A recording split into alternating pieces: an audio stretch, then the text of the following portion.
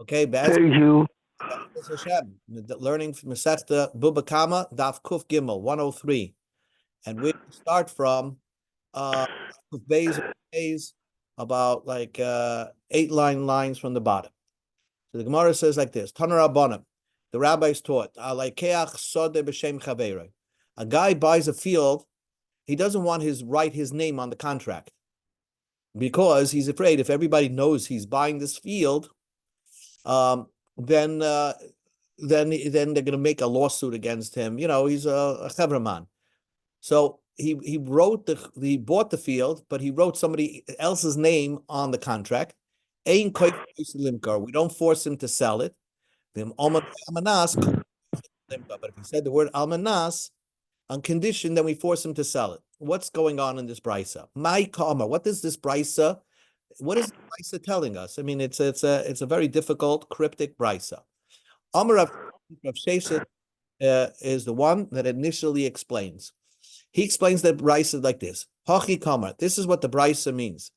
Halakeyach sodem mechaveiroi b'shem reish galusa. A guy buys a field from his friend, and it says that tells his friend, who's buying the field? It's not me. It's the reish galusa. Reish galusa was the Jewish mayor, the most prominent Jew in the city in Bava. And he says that he's buying the field. So what happened? He's buying it for himself, right? He's buying it for himself. Ein kaifin oisai limkar. We don't ein kaifin oisai reish galusa limkar. Then we don't force the reish galusa to sell it to him.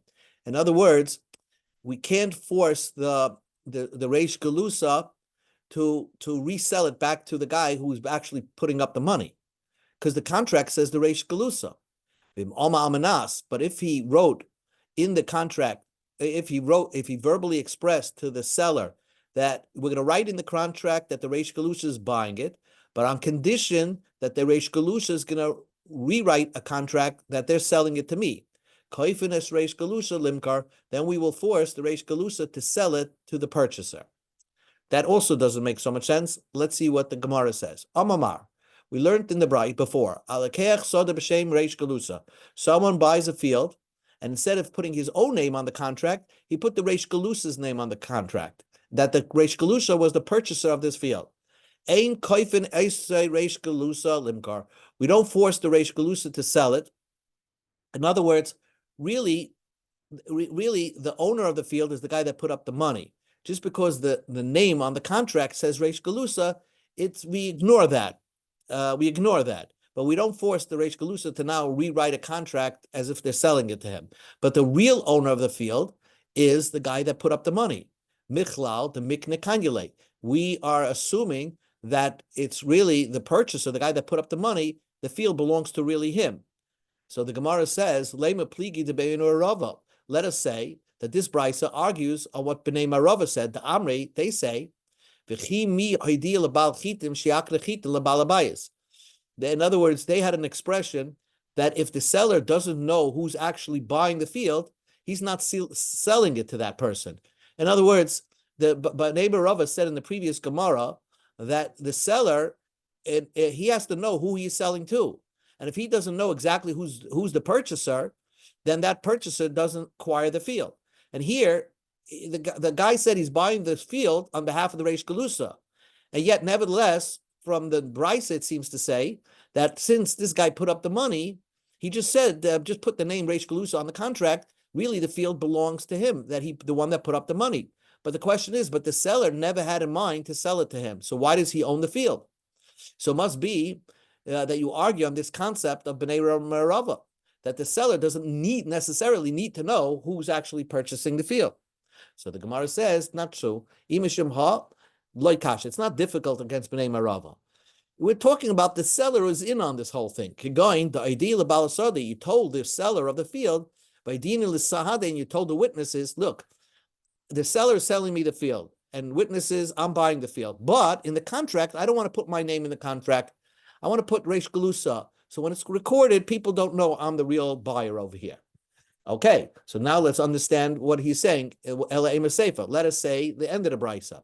Almanas. If he said that the sale is only valid only on the condition that the Reish Galusa is going to write another contract that they're selling it to me. Says the Gemara, Koifen Oiser Reish Galusa Limkar, we will force the Reish Galusa to write another contract, a side contract that to the purchaser that, hey, this field doesn't really belong to us. We have nothing to do with it. It's really your field.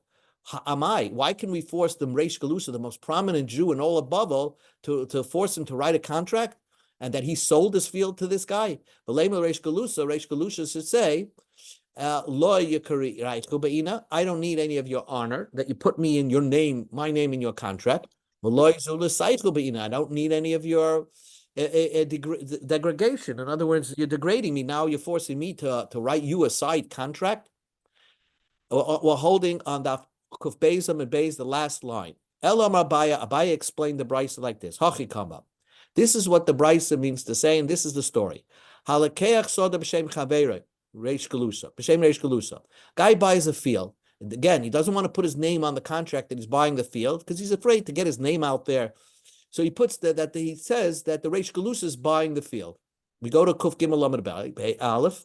Ein koifen es hamoicha limka zim nachrita. We don't force the seller, although he knows that he's selling it to this guy, but we don't force him to write another contract and say, hey, I didn't really mean to sell it to Reish Galusa. I meant to sell it to this purchaser. And the reason why the purchaser would want a side contract, a second contract, because someday, not the Reish Galusa is going to come, but the inheritors of the Reish Galusa are going to say, hey, this field belongs to us. So the side contract, the second contract, will disprove the first contract. So we don't force the seller to do that. But if that was part of the condition that the seller is going to write two contracts, then we'd force the seller to write a double contract. One, the first contract says the Reish Galusa, and then a couple of months later, when the things quiet down, they'll write a side contract that he sold it to this purchaser. Amamar. So that we're trying to understand the Brisa. We don't force the seller. If nothing was stipulated, then we don't force the seller to write another contract, even though the first contract said Reish Galusa, and the seller knows he's not selling it to the Reish Galusa. Nevertheless, we don't force the seller to bother himself to write another second contract with the purchaser's name in a contract. So the Gemara says, Pshita, of course. Why should I have a havamina that I could force the seller to write another contract? Answers the Gemara, Mahu Desema, I would have thought Matzi Amalei, that we could have said to the guy, the purchaser will say to the seller, May the Yade At Dana Nafshei Shakilna. You really know that I'm the one that's buying this field. Why did I ask you to put the Reish Galusa's name on the field? I wanted to make it stronger, that people should not, make any lawsuits against the field. So I wrote the Reish Galusa is actually the purchaser of the field. And I'm not throwing my money out for nothing because it's my money that's buying the field. I dieted the cost of leishtar achrina, but you know that the reason why I'm putting up this money is because it's a non-verbal understanding that you're going to write a proper star that says my name, that I'm the purchaser. Kamash Malan, that we don't force the seller to do that. The Amalei, because the seller can say, Inyana avdelach bahade ahu dizavnele b'shmei, v'yichtav lach shtar achrina. I think that you probably have a deal with the Reish Galusa, and let him write another star that he is not the owner of the field. What are you bothering me that I should write another star? So therefore, we don't force the seller to write another star. V'im amaloy amanas. But if the purchase said on condition that you're going to write me another star, then we're going to force the seller to write another star. So pshita. So the Gemara says, if that's the second part of the brisa, that's simple. If that's the condition that the seller is going to write another contract, then of course the seller who agreed with that has to write another contract. We need it for a certain reason. The chiddush is there's a novelty over here. The amalu l'sadei kamei didei chazu d'shtar achrina kabiru. That he said in front of the seller, look, as you know, I'm going to request another star. So mahi desema matze amalei. So I would have thought that the seller can say, Amina, I thought what you meant was shtar mehech de koshalk b'shmei kamred, that you're going to need another contract, not from me, the seller, but you're going to need another contract from the Reish Galusa, the name who's actually is in this deed, in the first contract. Kamash Malam, that's the Chiddush Brisa, Damalei, that the purchaser can say to the seller, Lahachri Tarchi v'Amarlu la'edim kamach. The reason why I bothered myself and expressed myself verbally to the Edim that I'm going to need another contract, that I meant to say, Diminach hu de kabina. I need you to buy I meant you're the one that should be the one to write me another contract and not the Reish Galusa. So the Gemara says like another story over here, relevant to the Bnei Marava. Bnei Marava made a statement that a seller, if he doesn't know who the actual buyer is, then he's not really selling it to that buyer. That was the statement of Bnei Marava. And back on that idea, the Gemara brings a story. Rav Kahana Yav Zuza Kintana. Rav Kahana put down money to buy flax. Okay, now he made a mashicha on the flax. In other words, he acquired the flax. So the flax really belongs to Rav Kahana. So let's say he put down $1,000 to buy flax, but he stored it by the seller of the flax. So the flax is in the seller's house. The soif yaka kitana. It increased in value. The flax increased in value. So let's say it went up to $2,000. So Zabnin Marvase de Kitana. So the one that has the flax, Rav Kahana's flax in his house, sold it. And now wants to give Rav Kahana, instead of giving him flax, he's giving him $2,000. So the question over here is, Rav Kahana put up $1,000 and he's receiving back $2,000. To people who don't know the whole story, think Rav Kahana loaned the guy money, and now the guy is paying back with interest. So it looks like interest. So Asi Lakami de Rav. But they came to Rav. Amalei, my Evid, what should we do? Is it Ishkil Zizoi? Can I take this money? That's Rav Kahana's question. Is it ribis or is it a transaction? It was my flax that was sold at a profit.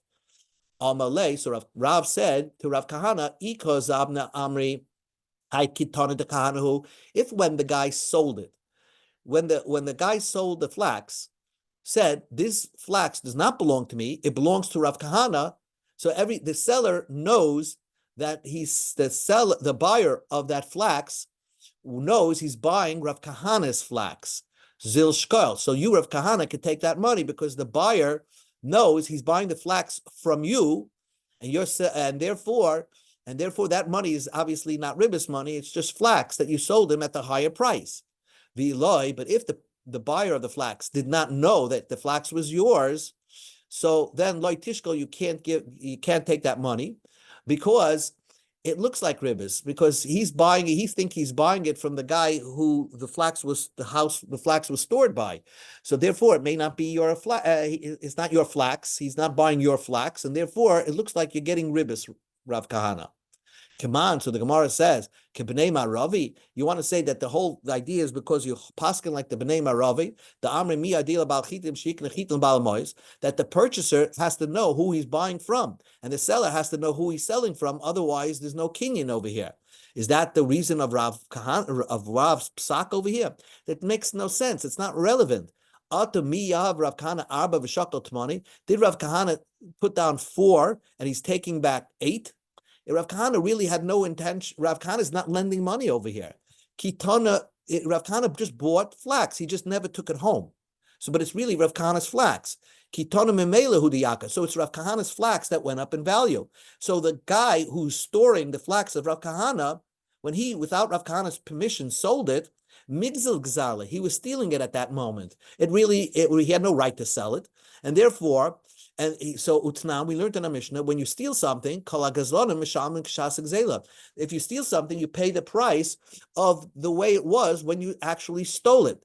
And therefore, of course, Rav Kahana could receive the money of the flax as it was worth when it was sold, because this flax was actually stolen for Rav Kahana by the person who Rav Kahana stored the flax by, because Rav Kahana, the flax belonged to Rav Kahana.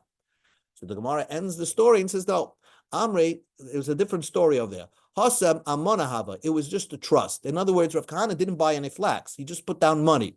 And he said that when you get flax, that flax should belong to me. But Rav Kahana did not make a mashicha and acquire the flax. He just put down money. And he didn't make it a mashicha on any flax. So now, if he gets back flax that's worth more, that's no problem. You put down $1,000 and you set a price. It's called a forward contract. You set a price that you're going to receive flax. So even when the flax, even though it goes up in price, you still can get your flax because of the contract that you committed to buy, and the guy said he's going to sell it to you. So that only works if you receive back flax. But over here, the guy doesn't have any flax because he sold the flax, so he's giving back Rav Kahana money. Oh, so now it looks like ribis. And Rav goes according to his reasoning. Rav, you can make a forward contract when it comes to fruit, even though the fruit goes up in value. If you set a price now, it doesn't look like ribis if he pays you fruits that are worth more at a different time, because when you made up that price, that was the price of the fruits. It was a fair exchange. But you can't make a forward contract and receive back money. Instead of fruits, you're going to get back the value of what you purchased. That really looks like ribis. It looks like you're putting down X amount of dollars and you're receiving 2X amount of dollars. So that would not have been proper. And that's why Rav said, Rav Kahana, don't take the money. New Mishnah, new Inyan. The Mishnah says, we know that if you steal something, you don't have to return it back to the guy. You could actually give it to Bezdin and say, Bezdin, listen, tell the guy that I stole something. It's returned to you. Go pick it up. But there's one time that you have to return the actual item that you stole to the guy, to the victim's hands. And that is, if you stole something, you swore that you did not steal it, and then you admitted that you stole it. So because of that, the Torah says that you're supposed to pay back the principal plus 20% more, plus bring a carbon because you swore falsely. And the Torah says, do this and return the item that you stole to the person that it belongs to. So let's say the person that you stole from moved away to Monaco, right? So where he doesn't even need the money. So still, you have to, in order to bring your carbon and get a kapara, you'd have to go to Monaco to give him back his money. If you steal 1 penny from your friend, and then you swore you didn't steal it, and then you agreed that you stole it, now you chayev to pay principal plus 20% more and bring a carbon. You have to go follow this guy to Modai, wherever he lives, and return him his shava pruta. You can't give it to his son or his shliach, because if something happens, you're going to have to, that's not called returning. You have to make sure it goes right back into the hands of the person that you stole from. You could give it to a shliach bezdin, and there's a Kamma Rabbanan that the shliach bezdin is going to go get it to the guy and take off, because again, it would be so difficult to demand that this guy travel all the way to where the nigzal is. So Chachamim made a takanas bezdin that to make it easier for you to do tshuva, give it to bezdin. Bezdin will hold it or somehow get it to the guy that you stole from. They mace, but let's say the guy that you stole from died, you still Yachsil Yoshev, you still have to go to wherever he is and return the item to his inheritors. Let's say you return to the guy's hand. You followed him to Monaco and you return the principal, but you didn't give the chaimish, the extra 20%. So the Mishnah says you'll be yaitza over here. That's okay. Let's say the guy says, don't return me the principal, but the 20% more, I want that. Or let's say he was moichel everything, don't return it in, except he wants a half a penny of the principal. So really, there's nothing left of the principal. So the Mishnah says, then you don't have to go to Monaco to get it back, because the only time you have to go is to return principal that's worth a shava pruta. But if it's not the principal, if you already returned the principal or he was moichel on the principal, you don't have to be busy with this, with the 20% more that you're required to give him.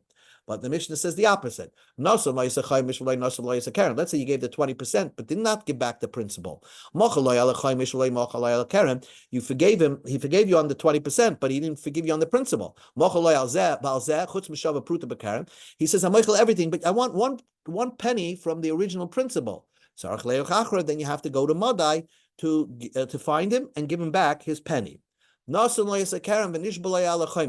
say you gave him his principal, and then you swore to him, oh, I gave you your 20% back. And really, You didn't give the 20% back. And then you admitted that you swore falsely. So that 20% now becomes like a new Geneva on that 20%.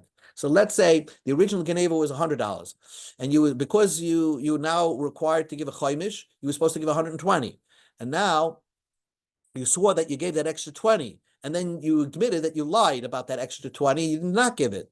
So that 20 that becomes like a new Karen. And then there's a new chaimish that you have to give. You have to give a new chaimish. We go to Kuf Gimel Amabeis.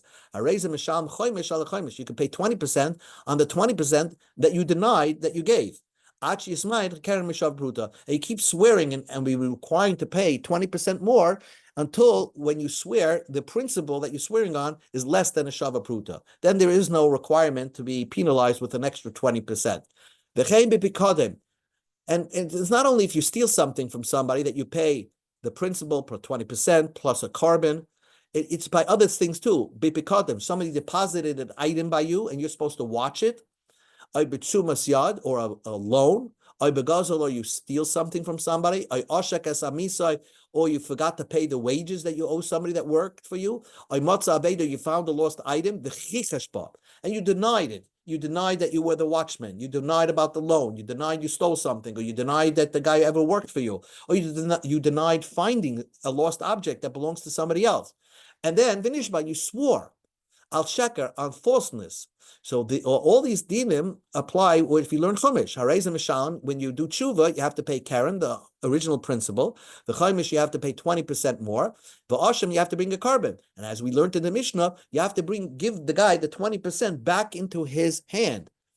So the Gemara says like this: Nishbaloi en. Only if you swore, then you have to go back and make sure that you're depositing the original item that you stole back into his hand. But loy nishbaloi. Let's say you're just a ganav. You didn't swear falsely.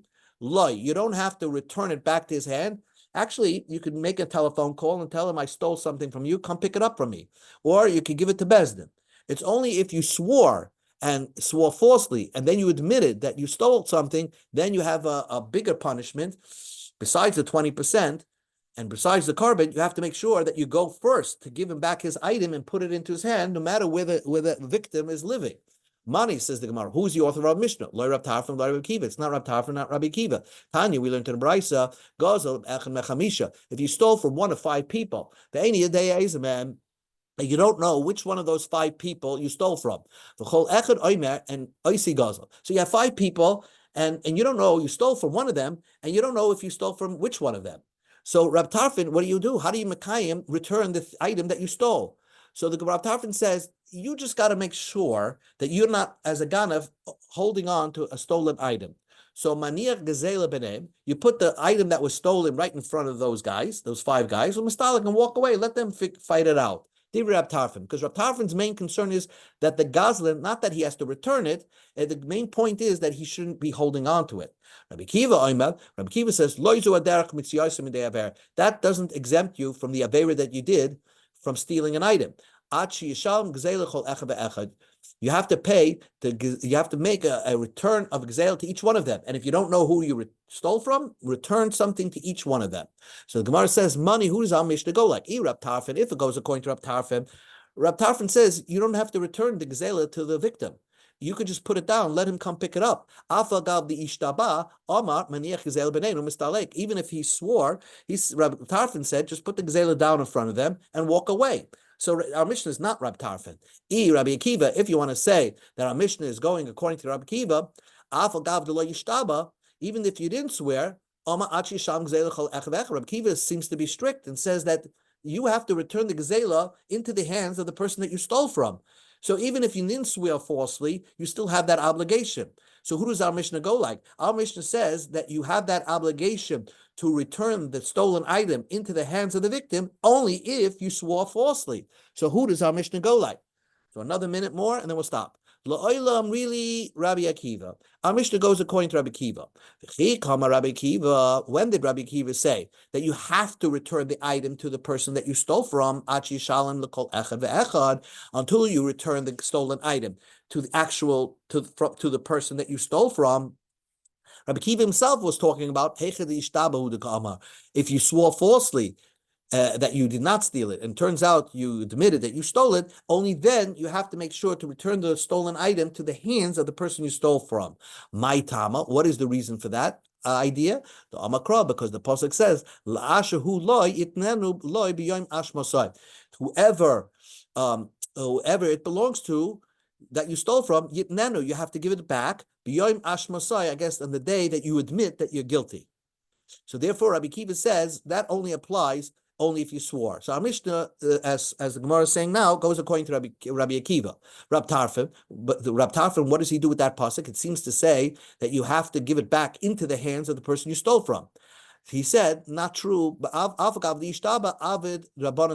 Even though you swore, the rabbis disregarded that pasuk because it's very difficult to do tshuva if you have to go to the person that you stole from. Usually, you're admitting guilt much later on in life, and that person moved on, and therefore a person's going to hesitate to do tshuva because he'll never be able to do tshuva if he doesn't know how to find or have a way to get to the victim that he stole from. So the Rabbanan said at Takana that you don't have to do it. The Tanya we learned to the Brisa, Rabbi Lazar Bereb Tzadok Omer, Rabbi Lazar says the Kana Gedola Haskinu Shim Hoysa Itzar Yeser Al Kerem Misham Kerem Choyimish LeBezdin or maybe Ashramayim Mischapaloi. That Rabbi Lazar Bereb Tzadok said that Chachamim said they did away with that pasuk and said that listen, it's too expensive to travel to the guy that you stole from. Just give it to Bezdin. Bezdin will hold on to it, and you can bring your carbon asham and have your kapara. Rabbi Kiva. So why do Rabbi Kiva doesn't agree with that? The Kanas Bezdin. I mean, that makes a lot perfect sense. Rabbi Kiva says, yes, true. Ki avad Rabbanim tekanta, heiche the yad leman the gazla.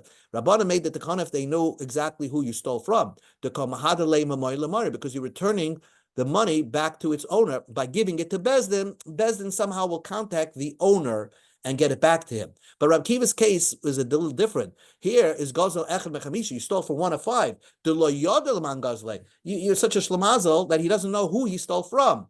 The money is never getting back to its original owner unless the guy himself has to go to each one of those 5 people and give it back to them. So there, the Rabbanan did not make that rule that you can give it to Bezdin. So basically, the author of our Mishnah can both be like Rab Tarfon and Rabbi Akiva, as the Gemara just said over here.